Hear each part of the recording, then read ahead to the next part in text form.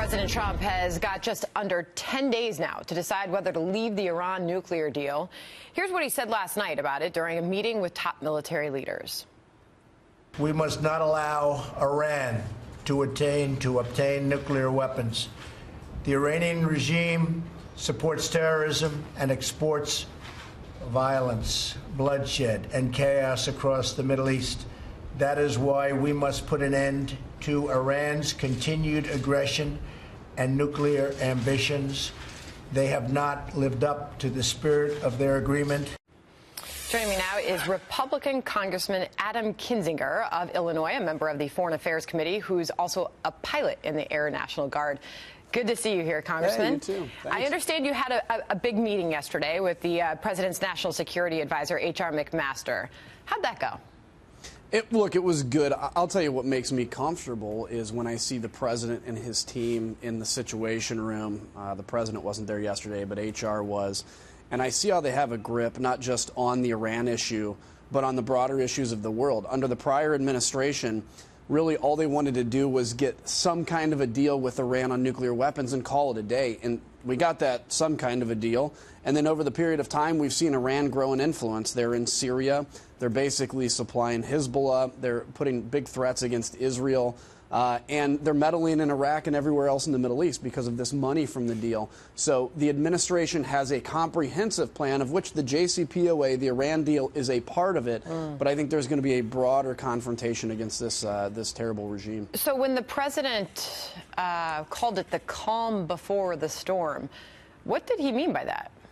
Well, only the president knows what he meant by that. I think, look, there's a sense of unpredictability with President Trump, which I think works in his favor. So, you know, our enemies or adversaries don't necessarily know what his next action would be, and there's some huge benefit in that as they look and say, okay, well, what's he going to do to us next? Because the thing we have to remember as Americans is we have a ton of power and a ton of ability to do things. And so bringing our allies along with us, for instance, in confronting Iran or in pushing back against Iran and Syria or in eventually reimposing sanctions because Iran is not living by the spirit of this deal, then I think the calm is where we are now. The storm is finally confronting Iran, not necessarily militarily, but in a whole host of other areas. Defense Secretary Mattis seems to disagree with walking away from this deal. It says stay in it for now. It is in the best interest of the national security of this country. Contradicting the president, where does the president go with this?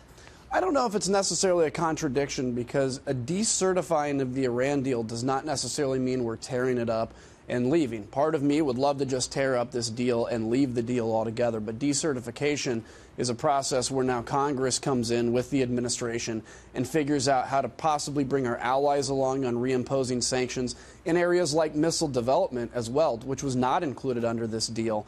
So I don't know if there's disagreement. And if there is disagreement, I think it's healthy disagreement within an administration, because, frankly, I don't want people, and I don't think the president wants people in his administration, they're going to just tell him what he's already decided. He wants, in essence, a team of rivals that are offering competing views. And I'll tell you, H.R. McMaster and Mattis and Secretary Tillerson, they're all very smart people on these issues and bring their own strengths. But I mean, he did hint.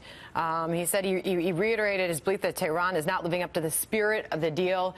The president leaving off that we will be hearing from him shortly on Iran, with that deadline coming up. That being said, Congressman, I want to get what's going on here with the you're one of 3 House Republicans that you have sent a letter to the Bureau of Alcohol, Tobacco, and Firearms asking to reevaluate these bump stocks, or these devices that convert the semi-automatic weapons to nearly machine gun status. You want to look into this further. Why? So I'm a huge Second Amendment advocate. I'm a gun owner, and I love shooting guns. I've shot the bump stock before. What my fear is, 3 days ago, nobody knew what this was. Today, everybody knows what this is. When I shot it before, I was actually surprised to find out it was technically legal by ATF. I want the ATF to reevaluate this, which they did under the Obama administration and found it technically compliant. Because if the ATF can handle this, then all the new devices that come to the commercial shelf, the ATF can determine if it lives within the spirit of the ban on automatic weapons. The problem with jumping to legislation, like some of my colleagues have done, is if we ban these certain devices and then somebody creates something new that gets around the law, are we going to have to do another law? The best place is in the ATF. If the ATF can't rule to say that these are wrong, then we can look at a legislative fix for it. And other Republicans on board, we've heard from Senator John Cornyn of Texas saying that's something that we want to look at, open to some sort of change.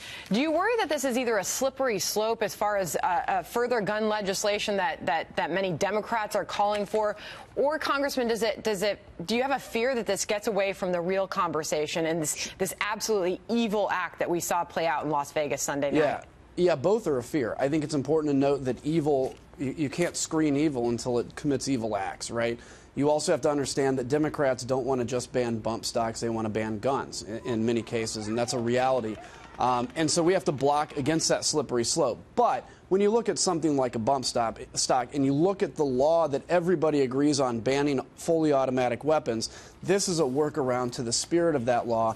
And I think we have to reasonably say, okay, this is something we can address. But you already see it in the left because they've said that going to the ATF isn't enough. We need legislation. And so continue to watch that. But we have to be reasonable on this, which I think is the right thing to do. Before we let you go, have you heard back anything from the ATF since you sent that letter? Not yet, and hopefully we will on an expedited basis. All right, Congressman, thanks for coming on. Anytime. See ya.